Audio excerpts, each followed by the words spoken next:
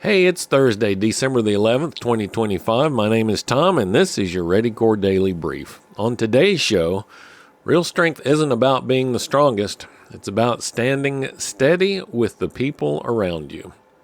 First, let's get you up to speed with the latest from the ASAT team and a daily sit rep. This is your AmCon Daily Sit Rep for December the 11th, 2025. Up first today, a tragic incident in Rhode Island. Grammy-nominated musician Roderick McLeod was struck and killed by a vehicle while walking his dogs on Route 128 Saturday morning. The driver, Shannon Godbout, has a history of over 100 arrests and numerous traffic violations. This serves as a critical reminder to maintain situational awareness on busy roadways. Avoid distractions such as phones or loud earbuds, and always assume drivers may not see you. In legal and regulatory news, the Department of Homeland Security is moving towards requiring foreign travelers entering the U.S. under the Visa Waiver Program to submit their social media histories from the past 5 years as part of the electronic system for travel authorization. This policy aims to enhance national security by scrutinizing travelers for potential threats before entry.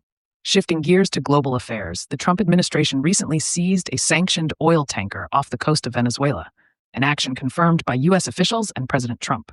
This tanker was involved in transporting oil linked to sanctioned entities and foreign terrorist groups. The seizure has impacted oil markets, causing prices to rise as shippers become more cautious about Venezuelan crude shipments. The U.S. continues to enforce sanctions aimed at disrupting illicit oil trade networks. Now to weather. Washington State has declared a state of emergency in response to historic flooding caused by an atmospheric river event.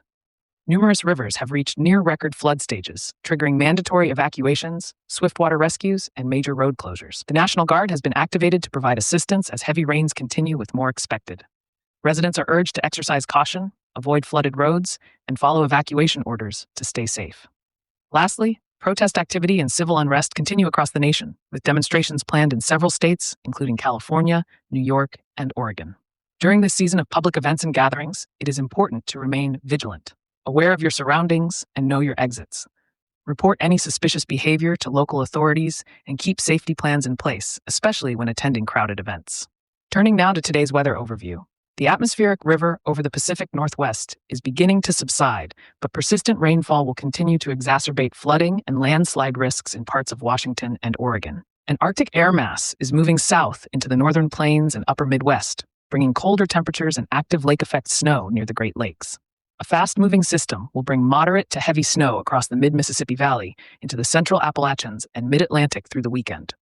Meanwhile, above-average temperatures are forecasted along the West Coast, Rockies, and Southern Plains. Looking ahead in the Ready Corp calendar, there are no events scheduled in the next 7 days. Members can access the American Contingency members-only site to get the full report and more in-depth analysis of today's stories, along with practical preparedness tips, training opportunities, and resources to help you, your family, and your neighborhood stay crisis ready. We all know that one person who just seems to handle everything. Never flinches, never falters, always has it together. I've been called that a time or two, and maybe you have too. But here's the truth. That kind of image, that Leonidas standing at the past version of preparedness, looks great on a movie poster and wears you down fast in real life. Nobody can hold the line forever on their own. Preparedness was never meant to be a solo act. Sure, personal responsibility matters, but so does connection. I've had seasons where I carried too much alone, and even though I managed, it came at a cost. Energy, focus, peace, wellness. What I've learned is that sharing the load isn't weakness, it's wisdom. In fact, it's one of the most practical forms of preparedness you can practice.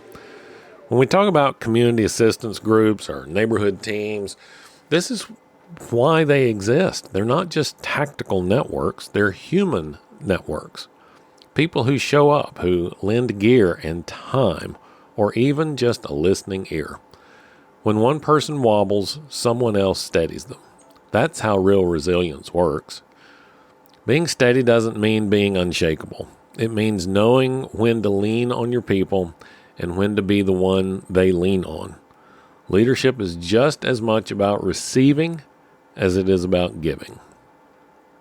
So today I want you to reach out to one person in your circle who's carrying a lot. Check in, offer help, or just listen. And if you're the one who's heavy right now, Let someone else help you for a change. All right, tomorrow we'll wrap up the week with 5 bullets on staying steady, practical ways to hold your ground and recharge your strength.